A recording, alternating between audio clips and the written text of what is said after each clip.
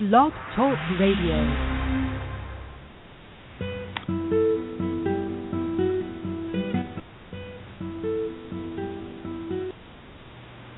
Hello, everyone. I'd like to welcome all of you back to Ohio Exopolitics. I'm your host, Mark Snyder. We're back in the book called Macht der Gedanken, or The Might of Thoughts. And we're going to... I thought I would do a show this evening on something I ran across. I'm reading the book for the third time. And I ran across something on page 36 that talks about the fetus in the womb, and the fact that the fetus in the womb actually thinks. And that's starting at the 21st day, when the spirit form comes in to the body of the child.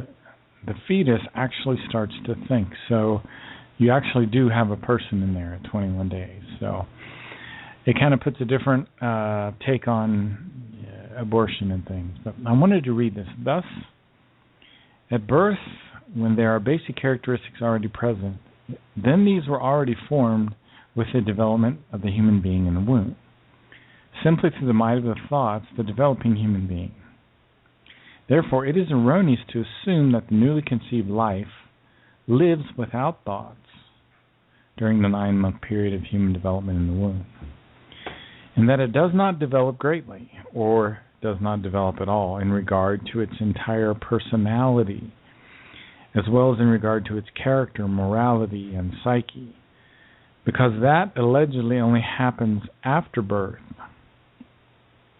This claim corresponds not only to a fallacy, rather to an irrational teaching and a wrong representation. As a matter of fact, thoughts pertaining to profound learning and the forming of personality, as well as the forming of morality and the psyche and the basic character, are namely already maintained by the developing human being in the womb, and are no less mightful than those thoughts which are thought later after the birth and during the life.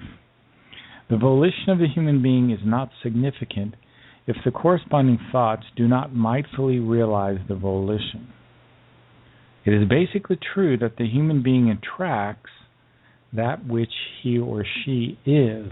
All quirks, inclinations, wishes, desires, and zeal can be changed and thwarted by the might of the thoughts. When the thoughts are given a corresponding direction and are awarded the necessary power, the direction of the thoughts is thereby determined by the consciousness, stimulated by its impulsations, intuitions, inspirations, and ideas. Therefore, the consciousness forms the innermost thoughts, which develop by means of its power, and which in practice nourish themselves, and indeed toward the good or evil, or the negative or the positive. The human being thereby becomes the creator of his or her own destiny, entirely according to the aphorism, God helps those who help themselves. In this sense, God is he or she who forms the human being's destiny. The human being, him/herself.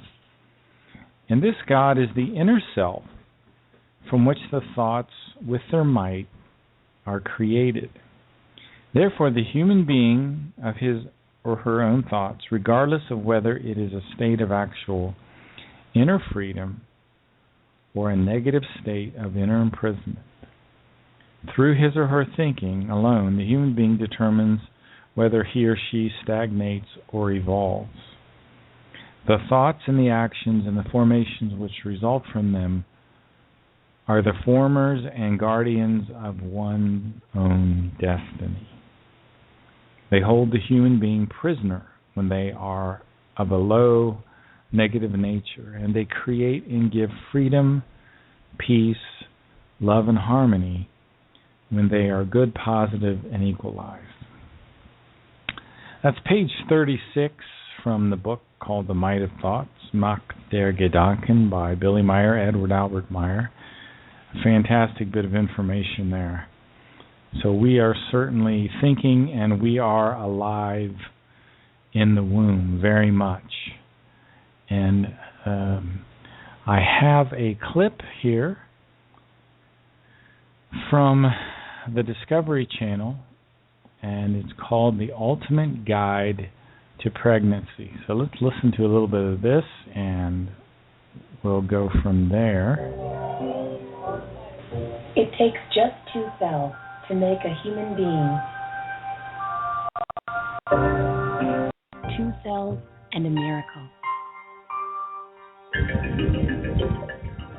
In 9 months, the pair of cells blossomed into billions.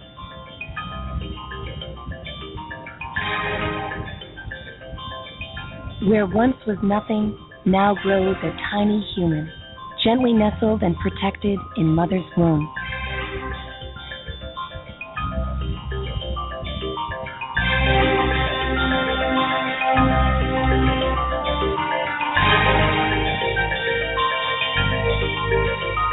Together, mother and child share this odyssey of life, nurturing, and rapid change. A magnificent adventure called pregnancy. That's okay, Mommy's gonna make it.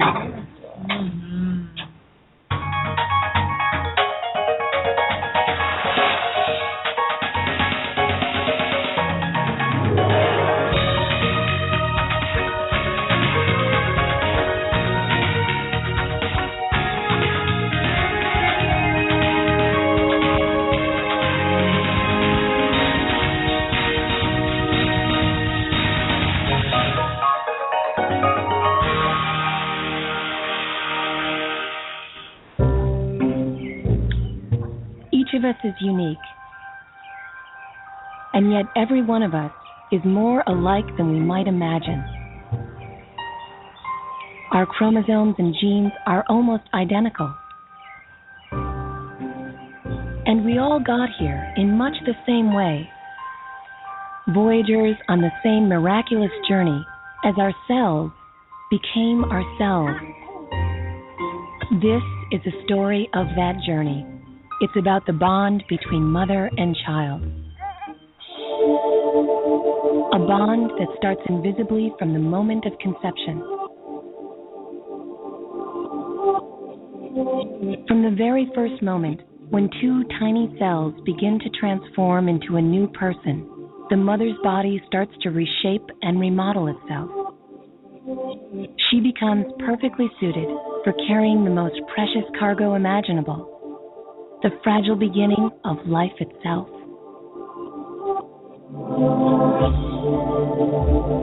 Reproduction is both exquisite and exquisitely common,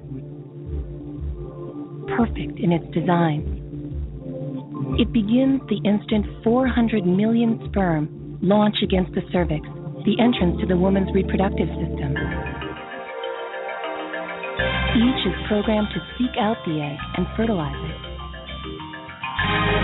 It's a risky mission. Many sperm perish in the acidic climate of the vagina. The strongest make their way through the cervix to start their marathon. The sperm must swim the equivalent of 9 miles through hostile waters to reach the egg. Out of 200 to 400 million sperm, only a few make it to the egg itself, and it does so by whipping its tail. Vigorous, but also desperate and doomed, most get lost in the folds of the uterus or follow the wrong fallopian tube where no egg exists. The remaining sperm race toward their target, and only one can fertilize the egg. The egg is one of the biggest cells in the human body. Of the hundreds of millions of sperm, mere hundreds find it. They surround the egg, each trying to burrow its way in.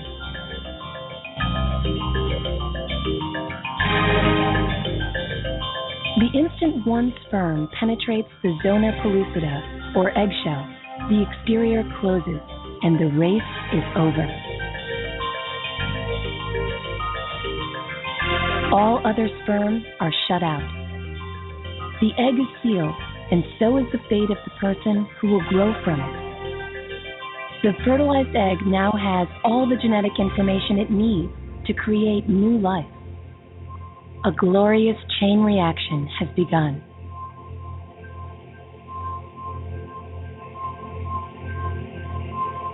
Like the embrace that began the process, the nucleus of the egg and sperm join inside the egg nearly a day later. Together, they create the very blueprint from which a new person will be made. You've got 23 chromosomes from your father, and you've got 23 chromosomes from your mother. Inside the nucleus of the egg and sperm is a pronucleus, a capsule containing the 23 chromosomes on which the DNA code is written. Those two pronuclei will come close together in that position. The chromosomes in each will have doubled, so you've got 46 in each. The pronuclei will dissolve. Those chromosomes come together, and they're then pulled apart. And the cell then divides, and you've got a two-cell embryo. Only 2 cells, and yet the future baby's sex, looks, even potential health problems are already determined.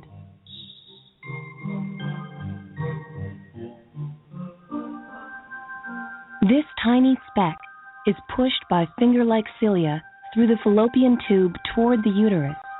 On the long journey, it divides again and again. At 32 cells, this cluster begins its transformation. The cells divide into distinct types, one type destined to become the baby, the other its supporting organ, the placenta. The cells continue to feverishly multiply, unnoticed by the mother. In 6 days, one cell has bloomed to nearly 200, and the embryo has outgrown its protective bubble.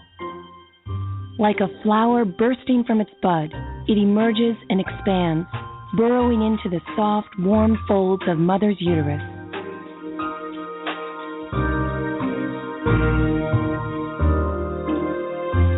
In a matter of days, cells become structures, building a human framework. Among the first is the neural tube, which in short time will become the brain and the spine. It's at this stage that the cells on the back of the embryo will start rising, will form a tube and actually come together at the top of that tube and fuse. And this all begins at the midpoint of the back, and it'll proceed in a zipper-like fashion from the midpoint towards the head and towards the tail.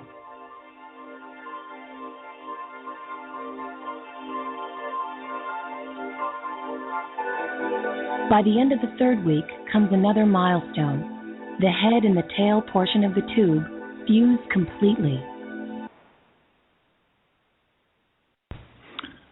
Well, that's the beginning of life.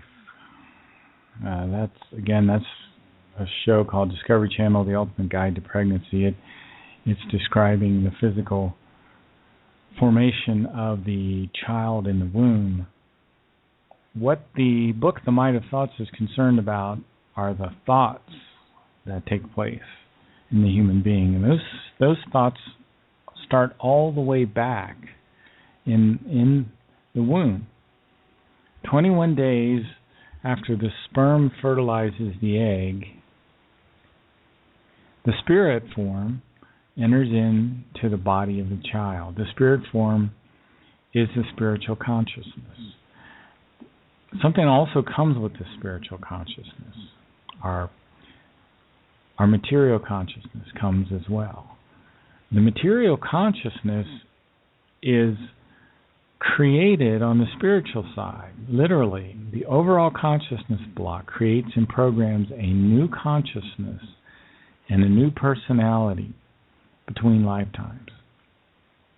So when the spirit form comes into the superior colliculus, that midbrain, that lower part of the midbrain, what also comes in is the new material consciousness, the new personality, the conscious mind, the subconscious mind, the unconscious mind, the wisdom of your predecessor personalities, are stored in your subconscious. I'm going to be playing a lot of clips tonight. I've got another clip here called Reincarnation in the Spirit Form. It's by Michael Utebrock from Figu, Canada. And this is also from a YouTube that's out there. If you look for Reincarnation in Spirit Form, I think you'll probably find it. It's a superb movie. It's full of so much information. You'll have to watch it many, many times to try to absorb all this. It's kind of quiet. I'll try to turn it up so you can hear it, but let's listen.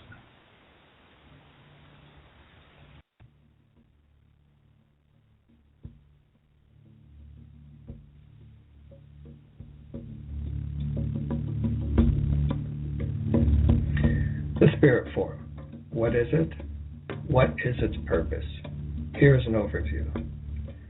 In order to evolve, the creation creates the human spirit form, and this spirit form, in turn, evolves independently through the human being's material consciousness. Prior to entering the human being for the first time, the spirit form is an absolutely neutral energy agglomeration in timeless existence and is totally unknowing.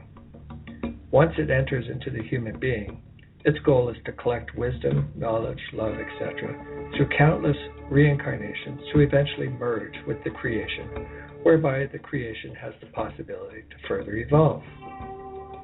Just for clarity of terminology, here's a brief explanation of what the creation is, taken from the Decalogue by Billy Meyer.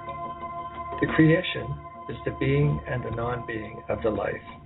It is the most immense mass of spiritual energy in the universe. It is spirit in purest form and unmeasurable in its wisdom, in its knowledge, in its love, and in its harmony and truth. The creation is something spiritually dynamic, a pure spirit intelligence energy, ungraspable for human beings, prevailing over all, and at all times active, creative, standing in unstoppable evolution, all gathered into itself, wisdom and love.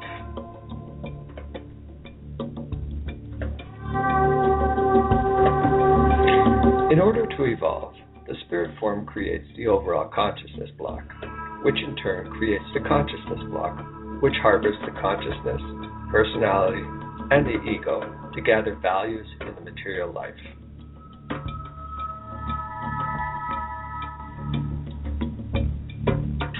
On day 21, after conception, both the spirit form and the consciousness block enter the body. That is when the heart begins to beat. From the superior colliculus, the spirit form spreads its spiritual energy throughout every fiber of the body of the human being in a fine filigree. When the spirit form enters within the human being, it remains within its own realm. It is of a pure creational nature and is not able to be humanly or materially influenced, for example, through sickness and disease. The ego, the I, represents the personality, respectively, the material consciousness. It independently makes perceptions, researches, and explores things and facts, consciously learns and processes results.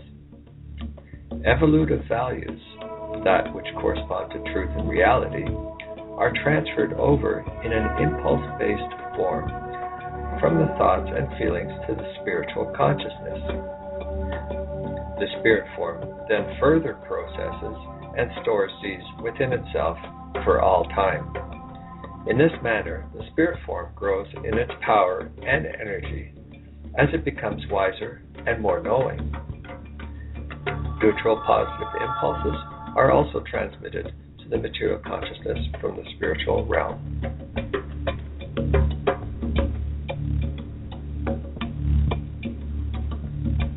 The moment that the brain's activity ceases is the moment when the spirit form and the consciousness block both go to their own underworldly spheres.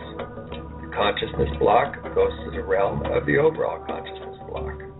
The overall consciousness block dissolves the I or ego and then processes all that which the consciousness and its personality could not overcome or work out in a previous material life. This is processed into knowledge, love, and wisdom, and evolutive values are then released to the spirit form, whereby it can further improve itself.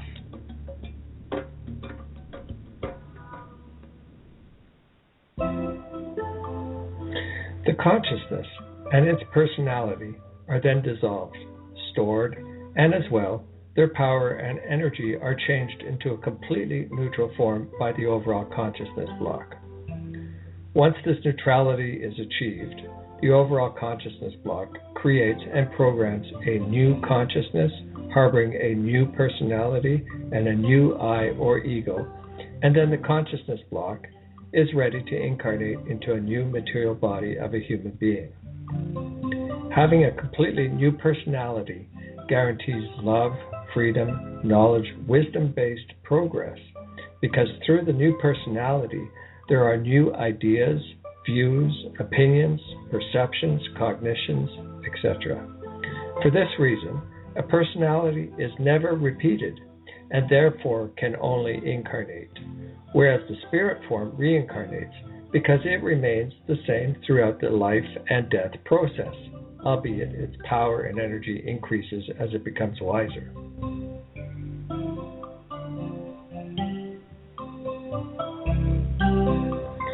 Again, on day 21, the consciousness block and the spirit form enter the fetus, but the consciousness level of the human being is starting from where it left off in the previous material life.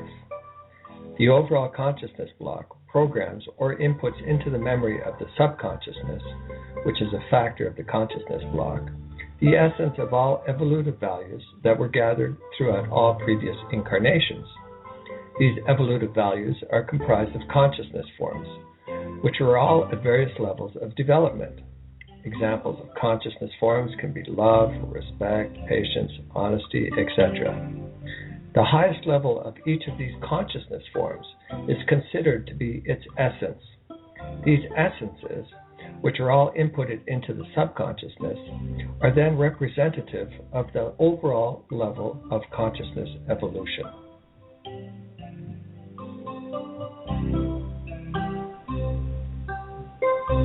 In addition to the inspirations coming from the program memory in the subconsciousness, the material consciousness is influenced by the planetary storage banks.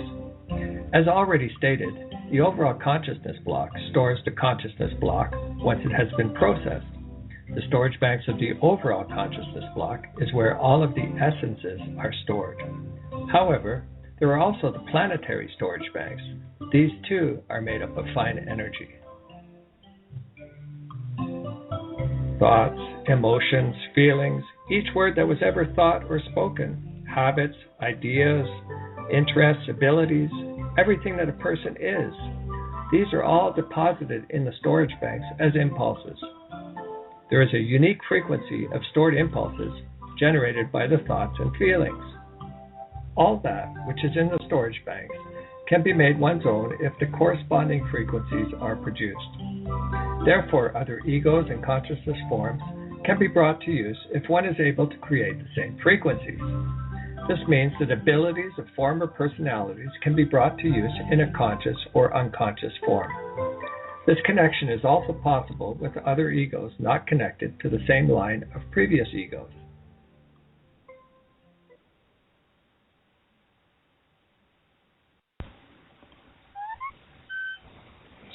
Sorry about that. We got a little feedback there. Sometimes I have to turn those up a little louder than I'd like to. Anyway, that was Michael Udibrock from Figu, Canada, talking about the spirit form. And there's a lot of technical information in there. It's real easy to get lost in. The spirit form, and every person has a spirit form,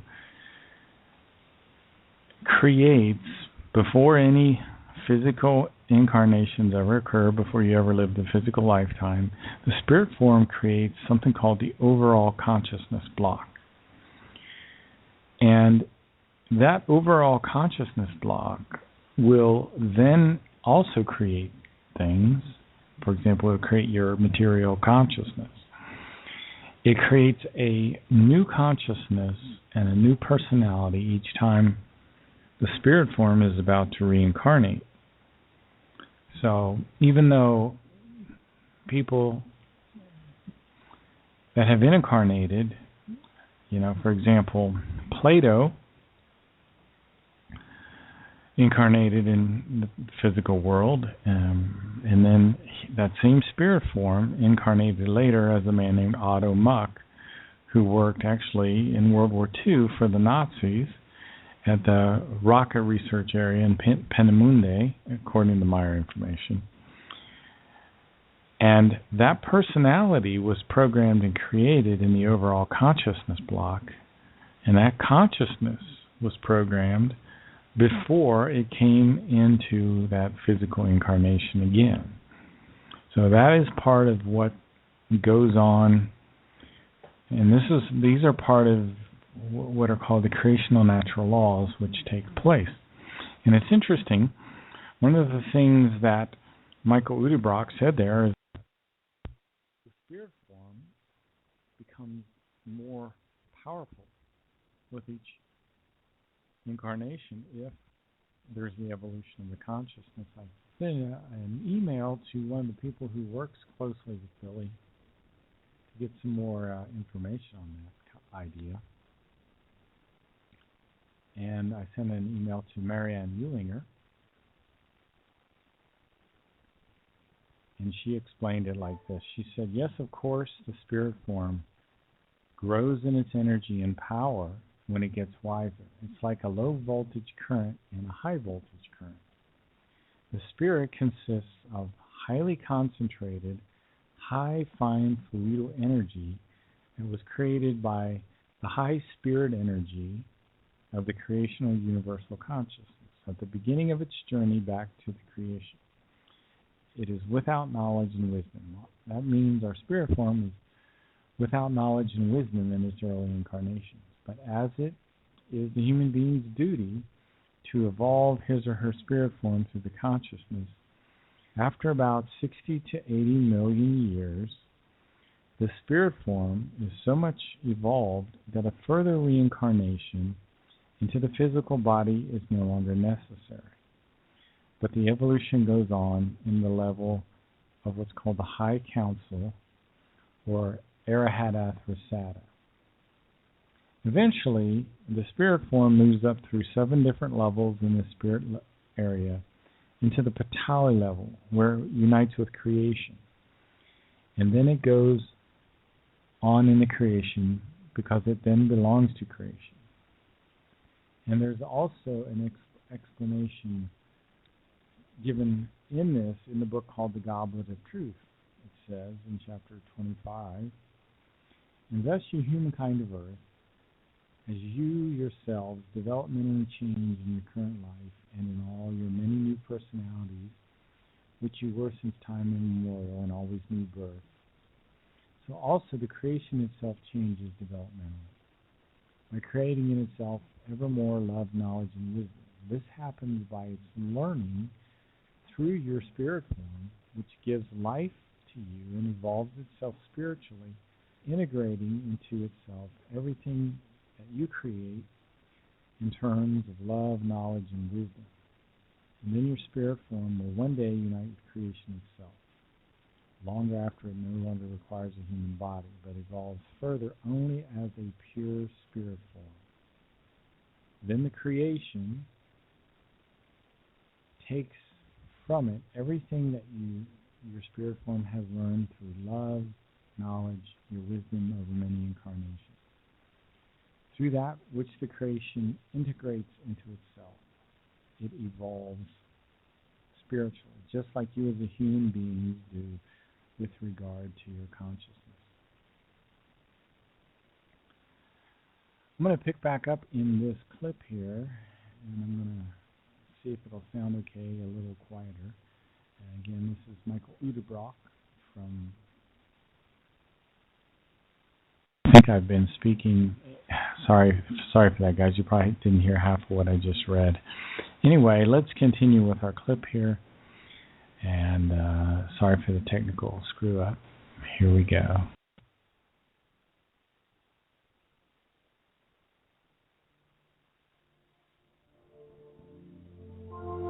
The spirit form is of a pure, fine material, spiritual creational form.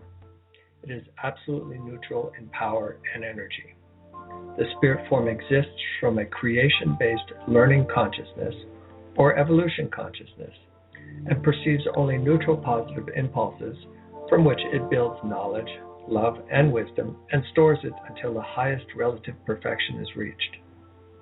The spirit form is not able to think creatively or to create its own ideas. It plays a passive role.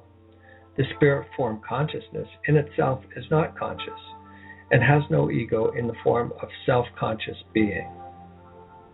It is only active in the form that it is the neutral recipient and processor of evolutive impulses, whereby it creates wisdom, love, knowledge, and stores it in itself. The spirit form has to evolve through the consciousness of the human being. The human consciousness is of a material and transitory nature. It is active in a conscious, creative, and evolutive manner, and therefore has a consciousness evolution, unlike animals which have instinct evolution or plants that have an impulse-based evolution, etc.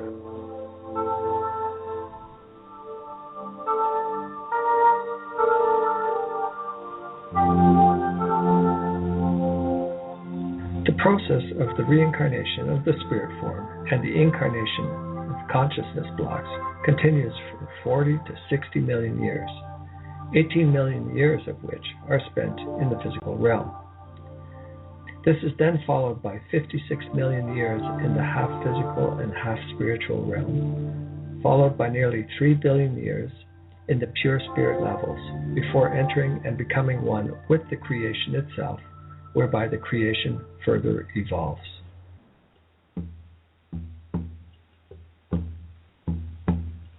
The spirit form is not the soul. The soul is an incorrect term for the psyche. A human being cannot take their personality with them into subsequent incarnations, as has been falsely taught by the Buddhist or Hindu religions. A human being's spirit form cannot enter into an animal or into a plant in another reincarnation, nor is the reverse possible. Upon the deceasing of the human body, life does not continue in nirvana, paradise, or heaven, nor in a hell or Hades. There is no possibility of a resurrection or sentencing on Judgment Day, nor any karma-burdened future life.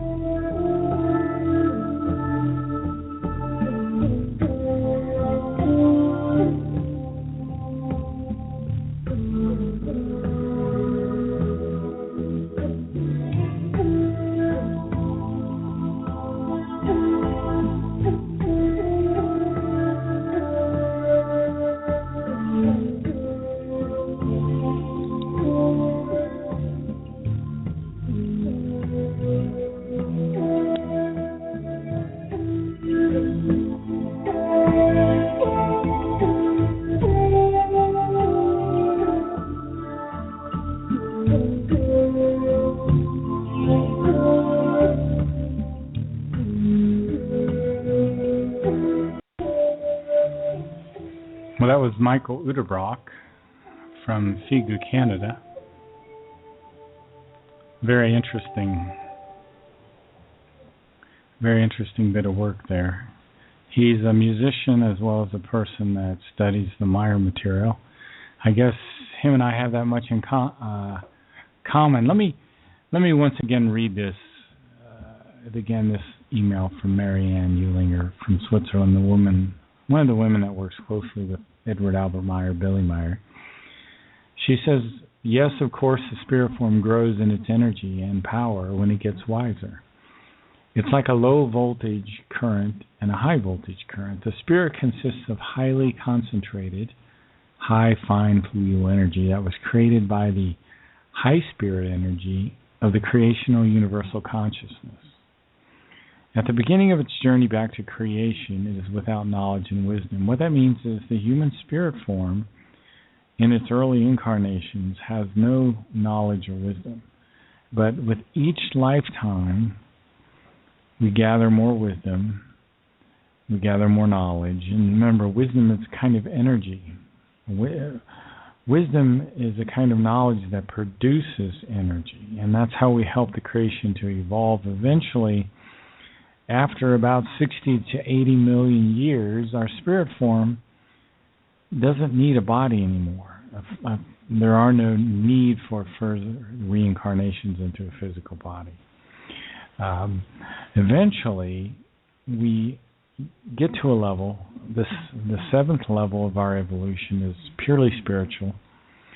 It's called the High Council or Arahat Athrasata, and it goes up to what they call the Patali level, and then we finally unite with the universal consciousness. And let me read a little section here from the Goblet of Truth, another one of Billy's writings. All of you who think of the wellspring of all wisdom when standing and sitting, when you are lying and on your side, pondering over the wellspring of all wisdom, as well as its firmaments, the universe and the earth worlds, the stars and all the existence of the living, then you will become knowing that you have not been created in vain, but that you shall fulfill the sense of existence, so that you may become wise and full of love in your inner world, in order to transfer these values into your spirit body, which will one day combine and unite with the wellspring of creation. The universal consciousness is neither good nor evil. Well, hold on. Let me check the chat. Do you guys have sound? Somebody put something in the chat room there if you can hear me anyway. Hopefully people are hanging on and can hear. If anybody wants to call in chat, please do. The guest call is 917-889-7099. I've been playing a lot of clips this evening, playing some stuff from Michael Udebrock. Played a little bit of a documentary there as well. I'm going to switch gears here shortly, but I wanted to talk a little bit more about the might of thoughts, something called the vicious cycle, negative repeating thoughts. If you have lower thoughts, you can follow that with lower feelings, lower habits, lower circumstances in your life. So you start out with a lower thought and you end up with bad circumstances in your lives. And some of these lower thoughts can happen unconsciously, with no awareness of them. Others happen consciously. And if you have a thought that produces a lower feeling, you probably started with a lower thought. You may not have identified it. And Billy puts it this way on page 28 of the Might of Thoughts. He says, consequently, the human being is shaken and knocked about by the circumstances of his life, as long as he or she believes himself to be a helpless created creation of external conditions and influences. We are the masters of the circumstances of our life.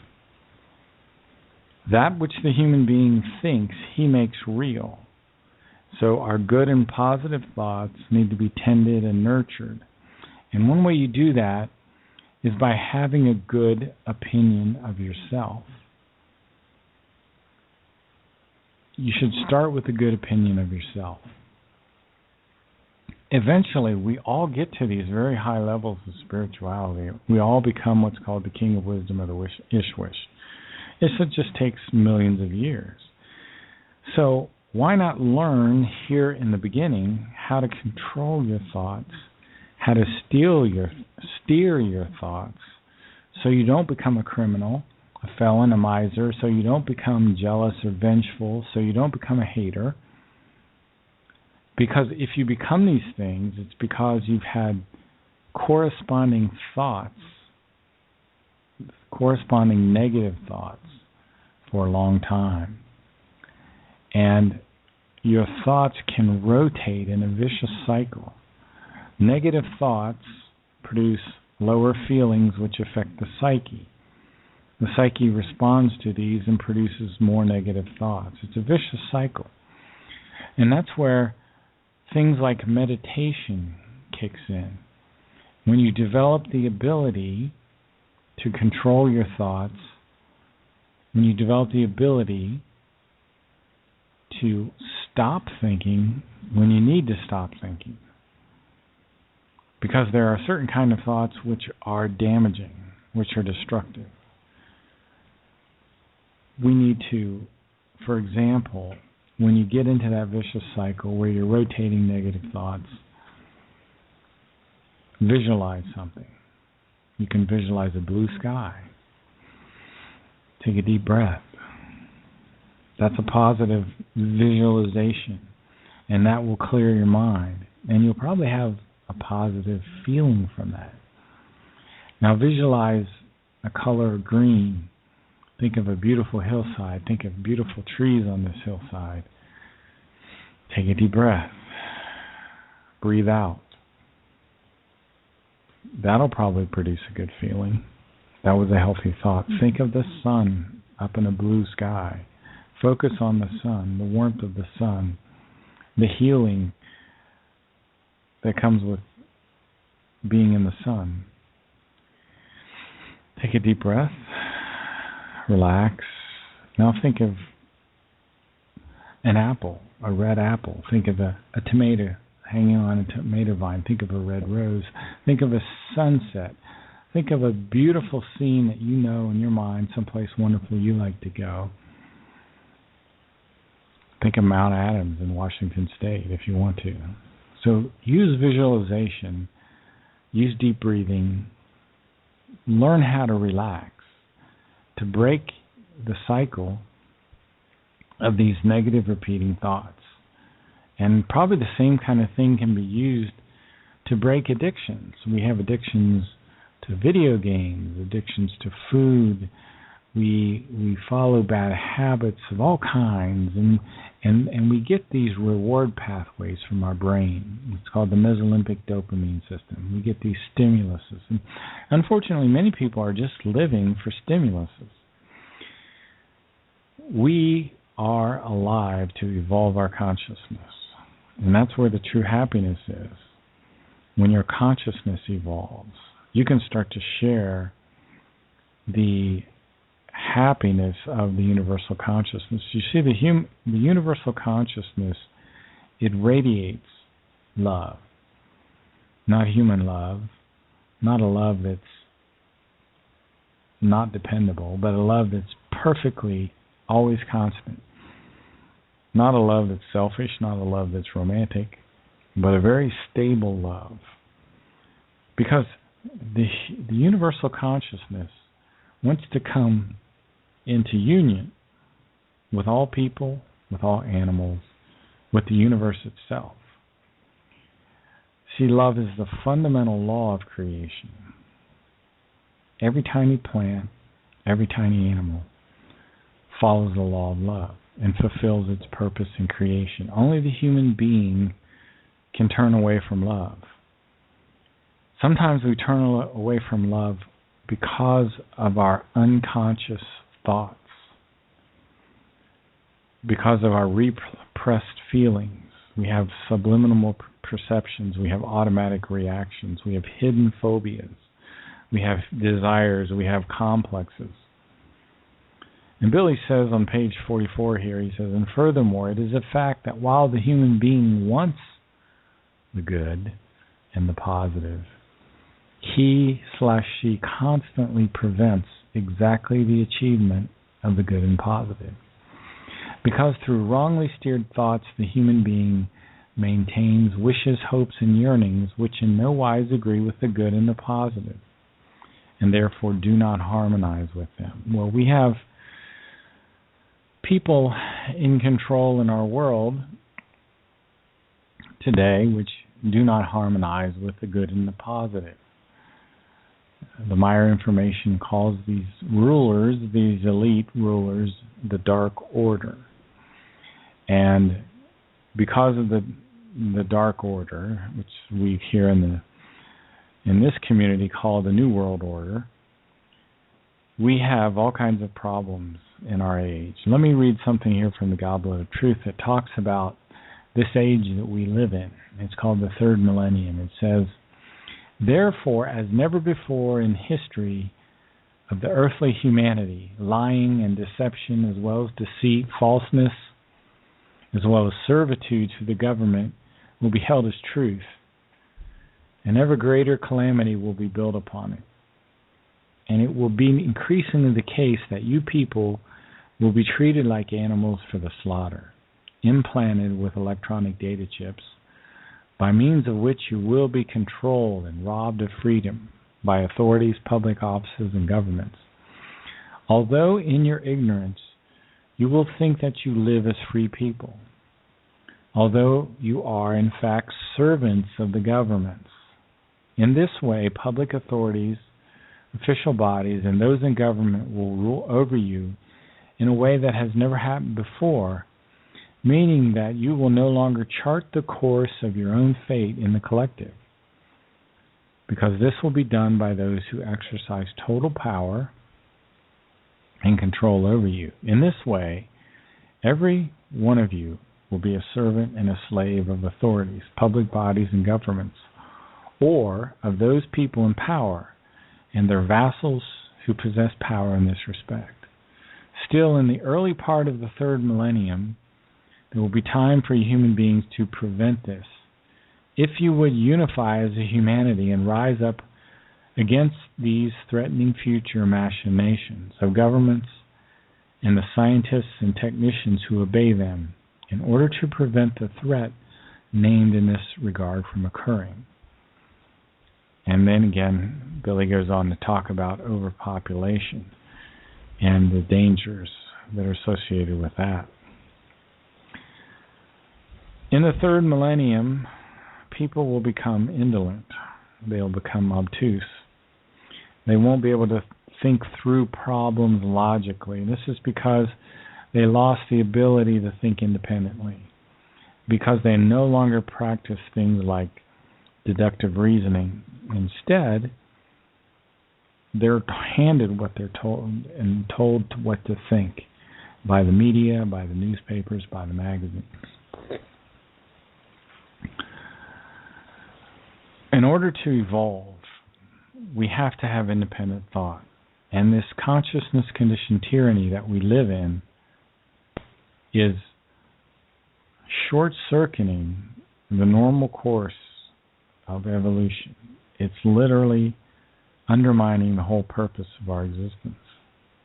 That's how important it is that you learn to correctly steer your thoughts, so you can have inner freedom and harmony, so you can have self-control.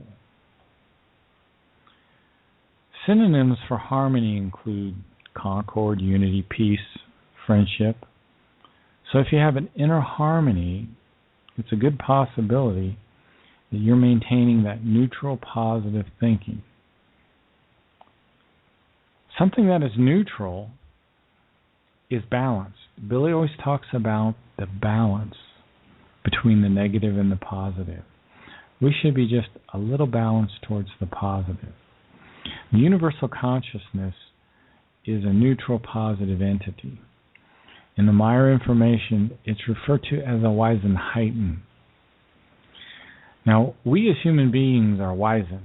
That means that we have personality. The universal consciousness functions very automatically, almost robotically, but ironically irradiates love.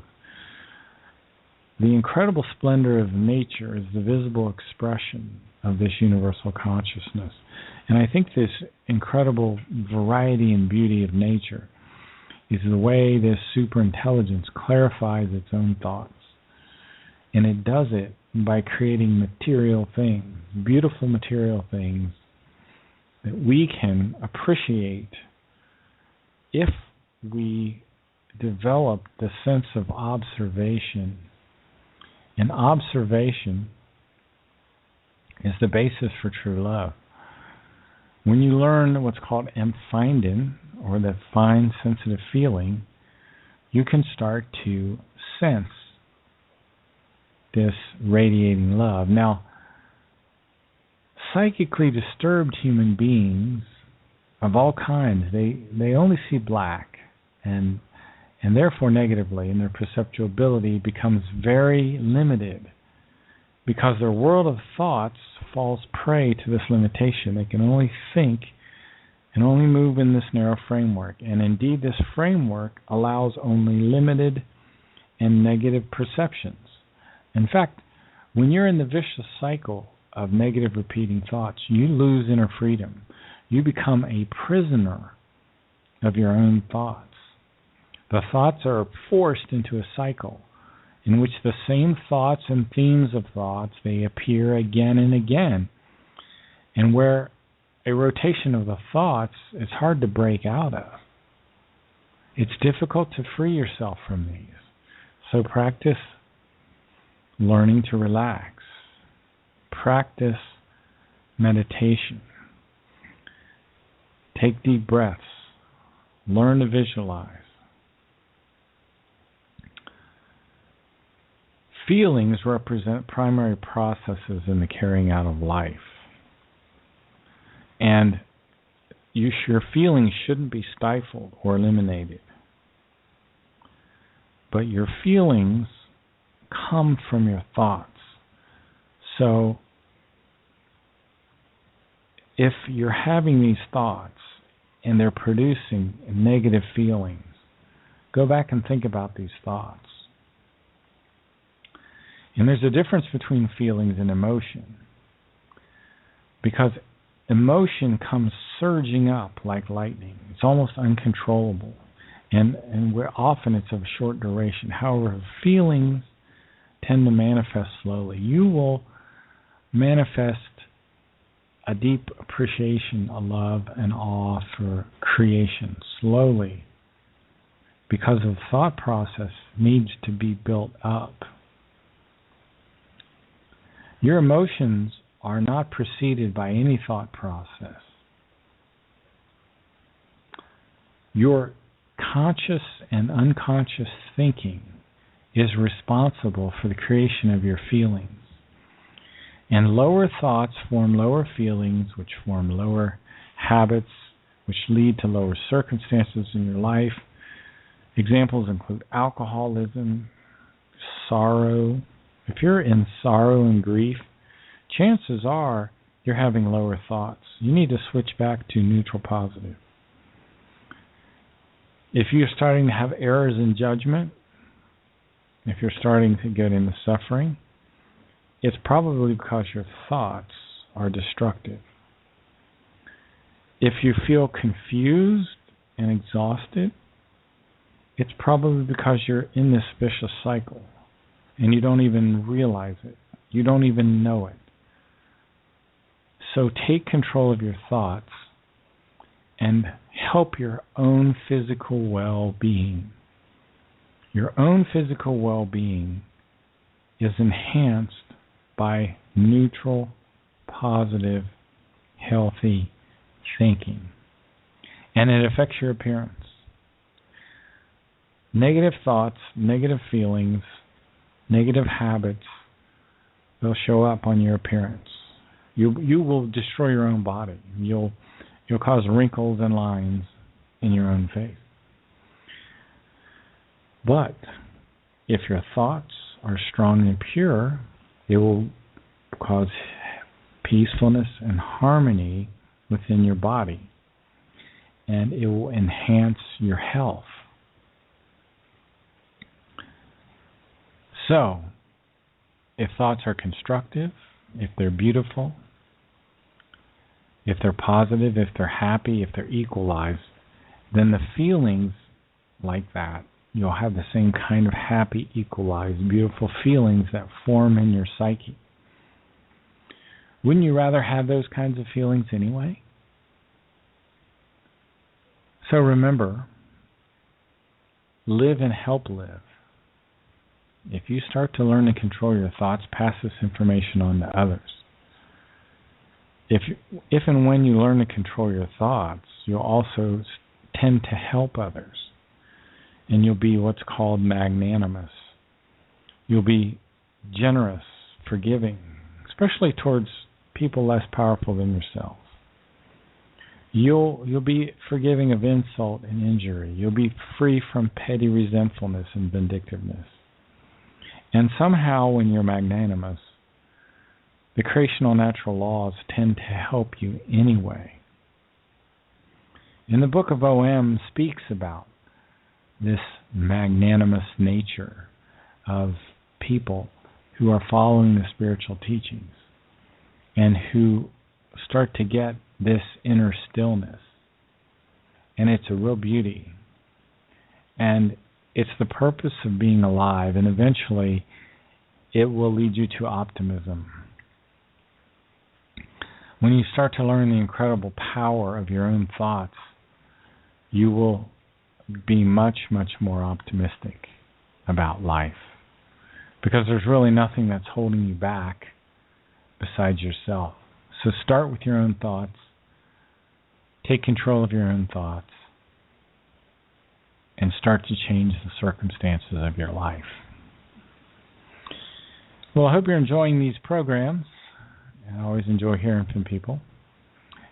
You've been listening to Ohio Exopolitics. I'm your host, Mark Snyder, and we're looking at a book called Macht der Gedanken by Edward Albert Meyer, farmer in Switzerland, probably the wisest man on earth, the oldest spirit form on the planet. Hope you've enjoyed the show. Have a good evening, and we'll see you next time.